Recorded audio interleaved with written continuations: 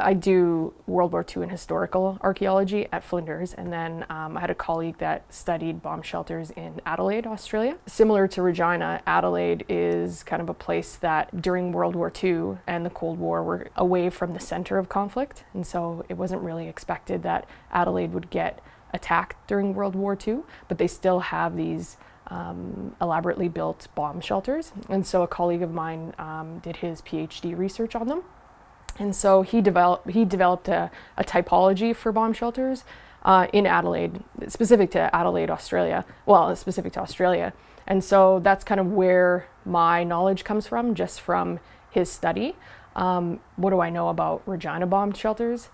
Nothing. And so that's one of the reasons why we decided to do the project, because we don't really know anything. But it does make for, because of my colleague's study, it does make for a great kind of a comparative analysis between Adelaide and a place in Australia and a place in Canada that are fairly similar in terms of their distance away from the center of conflict. So this is something that I do in my spare time, I guess. So this is something I do for free, and something I need to fit around writing my PhD.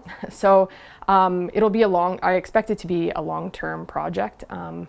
So I mean, I would love to record as many as I possibly can, but it really is dependent on who's going to come forward and let me record them. So when we go to a shelter, I just have to take basic measurements of the shelter, and for different reasons. So you take measurements so that you're able to explain it. You're able to tell people how big it is, what it's made of, how things were made. So just you need basic data for that.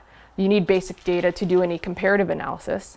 And then also, the more detail you get about the construction, the more you can kind of say about the types of people that built them, or who built them, how they built them, what materials did they use, so that you can start analyzing. Because since archaeology is about people and the things that they leave behind, you're taking these things and trying to analyze or trying to get conclusions about the types of people that built these things. That's the thing about this time period. We still have people that are living today that would have memories of building, or perhaps staying, or building or constructing bomb shelters. So, and as an archaeologist, that's a source of data that I need to be seeking. So if people come forward with stories and oral histories and things like that want to talk to me, then yeah, that would benefit the research, definitely.